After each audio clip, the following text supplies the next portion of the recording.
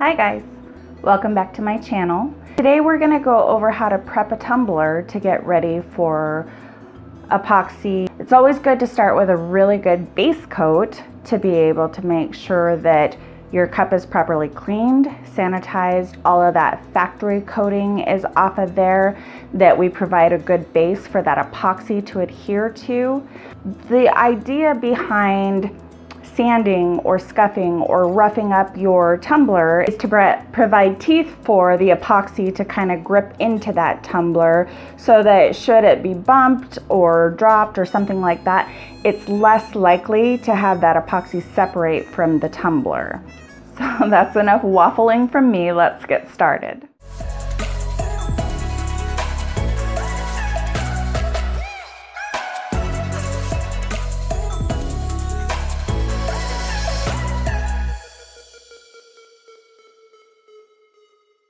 The first technique I'm going to show you guys is to use a 220 grit sandpaper to sand your tumbler and make sure that it's all scuffed up all over the place. So give me just a second to mask up and I'll be right back. What I do is I make sure that I pay special extra attention to these little grooves here and along this edge. And the reason for that is if it's dropped on the rim, and if there's not enough grip here between the tumbler and your epoxy, the chances of that epoxy separating and thus breaking off are, I feel, a lot greater.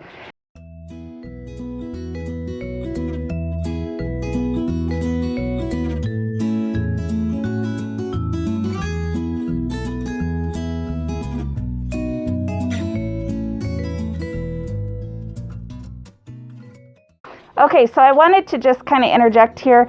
One of the things that I've noticed when I'm sanding is that if you look, you'll be able to see that gross gray, blackish.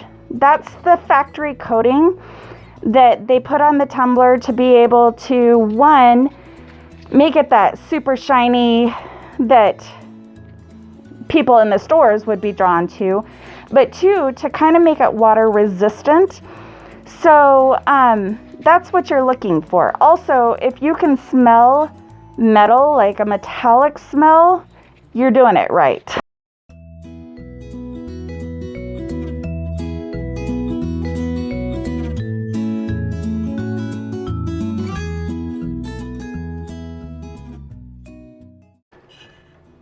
Okay, and if you notice, I'm going along the outside of the rim here and maybe just a little bit on the top. I am not like folding it over and going inside and outside. The reason for that is we are sealing the outside with our paint and epoxy and all of that, but we are not going to provide any sealing for the inside. So if we scratch it or gouge it or anything like that, it's going to lead to rust. See, I'm not going inside, I'm just holding it right along the rim. Alrighty, so that's our completely scuffed up, sanded tumbler. Let's go ahead and go upstairs and I'll show you what's next. So we are putting some just regular Dawn dish soap on a rag. And then we're just going to make sure that we're washing that really, really well. So then we just rinse it really, really well. And this is really important because Dawn dish soap will cause your epoxy to potentially repel. So you're talking fish eyes and things like that. And then we're just going to dry it off like so. And I know some people say don't dry with like a towel or with a paper towel because of the potential lint. I'm going to show you guys a little trick of why I don't really bother with that so much. So, alrighty. One of the ways that you can know if you've done a good enough sanding to be able to get that coating off is if you run a brand new tumbler fresh out of the box under water, you can tell it just, that water just kind of beads up and runs right off. So now this is the tumbler that I just got through sanding. See how it takes a little while to sheet off, whereas this one is very quick and done. Okay, so the next way I'm going to show you guys is actually the way that I do it. So I start off with one of these Scotch-Brite Advanced Extreme Scrub Scour Pads. I just kind of get mine wet, get my tumbler wet. Y'all, I'm cheap and I ain't even afraid to admit it. I made some DIY soft scrub. So I just put a little bit, and I'll put the recipe for this down in the description. You could probably also use regular soft scrub or like Barkeeper's Friend or something. Anything that does not have bleach. You do not want to use bleach. If we happen to scuff up the inside of our tumbler at any time, whether it be during the process of scouring the outside or whatever, or while we're trying to clean up the rim and get any epoxy later on, which I'm going to be doing a video on how to finish cups too, we can potentially cause our cups to rust wherever we have broken that barrier.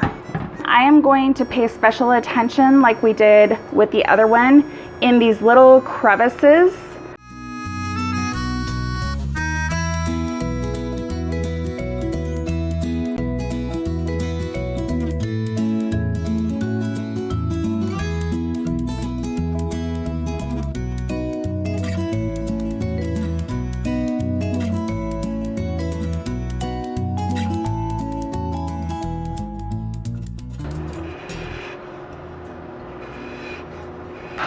Rinse everything off.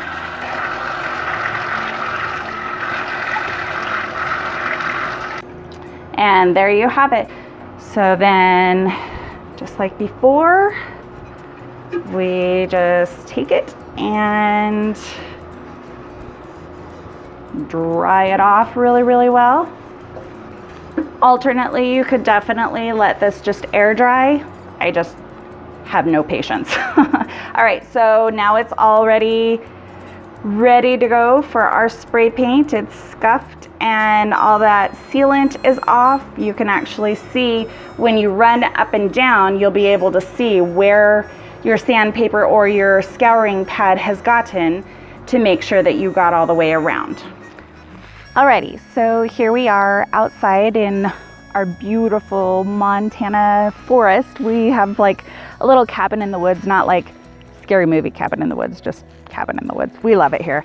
We are going to do a base spray paint. So something I like to do so that I don't get paint all over my hand and my arm is when the pandemic hit and gloves became really hard to find, I went ahead and started getting these. They're like food service gloves, so they're super thin, basically nothing but just barely provide a covering. So I put these on, and then, I know it's gonna look totally weird, but these are a sleeve, like just a plastic sleeve. I just put this on and I will pull it pretty far up my arm. Normally I have like a t-shirt on or something like that, but with it being so warm here right now, I don't want to have like a long sleeve shirt on or anything like that. This provides some extra protection from the overspray of the spray paint while I'm holding my cup. We are wanting to make sure, especially if it's a brand spanking new can, that we shake, shake, shake, probably for like 1 or 2 minutes. Make sure that that little ball in the inside of your can is moving very, very freely.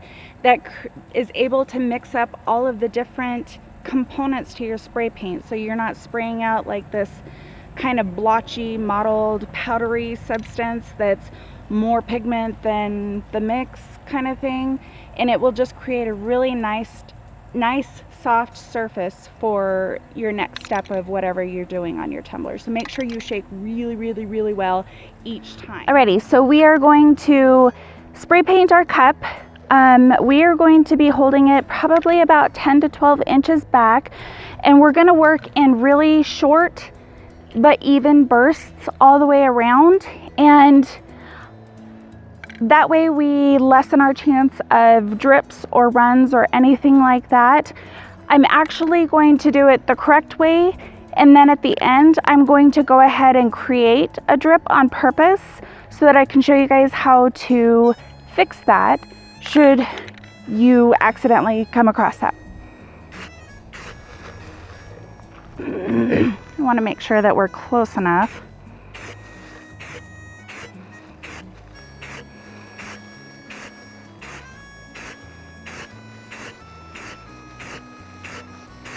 We want to make sure that we get our bottom.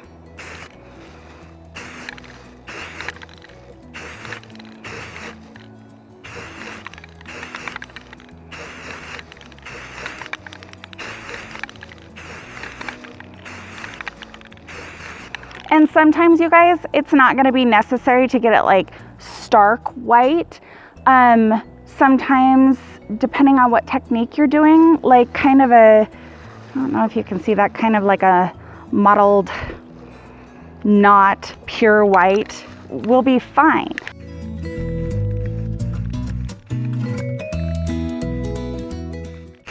Make sure you get the rims.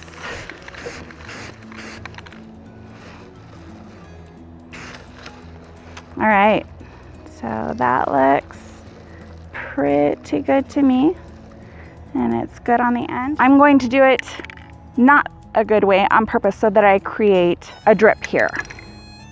So I'm gonna hold it really close.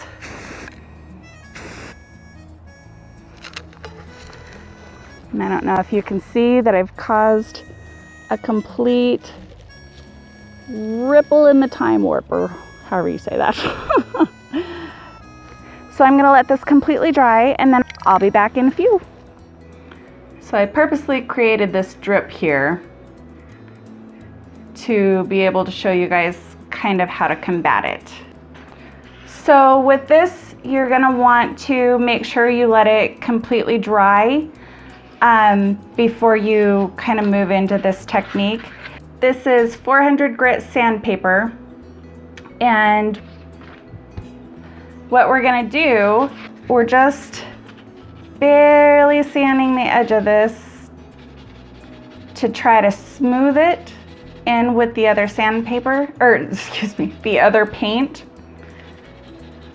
And I mean, you could always like take it completely off and start over again. That's an option. But this way, if you don't want to, or say you have like a beautiful paint ombre that you don't want to start over again, because you know, sometimes they don't work out completely perfect every time. You can do this, and it might save you, I mean, obviously there's a little bit of time involved here, but I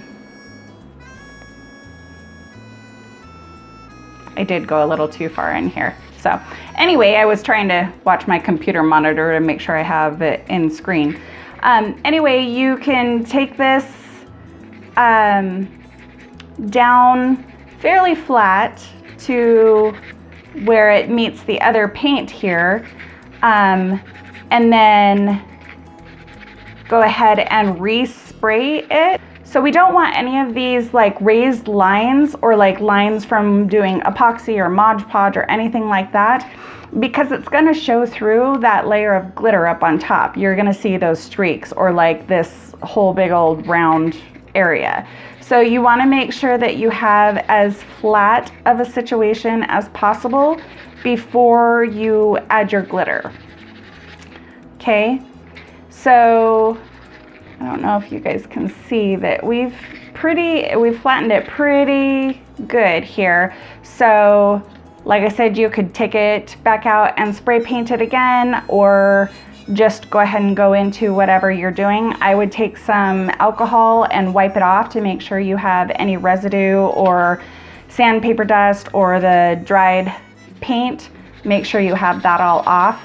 Okay, so the other way that you could take care of drips and stuff like that is to take some acetone, and I just take it right on my finger, and you just dab your finger in it a little bit and just lightly kind of brush your finger over it, and then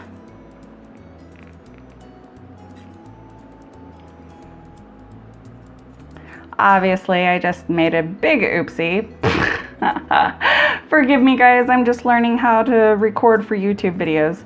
So obviously that is not what you would want to do. You want to just tiny little bit of acetone, and you're going to just barely rub over it to smooth out that area. And again, I don't know if you guys can see, never mind this stuff, but it would be smooth.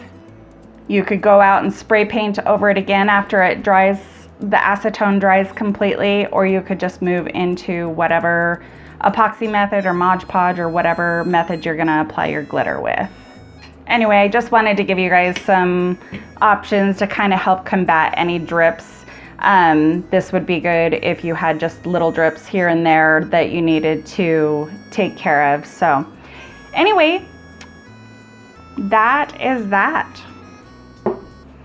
Alrighty, you guys, so as you can see, that last little bit didn't go quite as well as I had hoped, but definitely you got to be careful when you're roughing up that surface with that 400 grit sandpaper or using the acetone, but it really does work, I promise. Just of course not on video because, you know, Murphy's Law. Anyway, I hope this was helpful to you. If you found value, please like, subscribe. If you have any questions, definitely leave them in the comments section. I try to respond to every single person. So I hope this was helpful for you. And until next time, you guys, happy tumbling.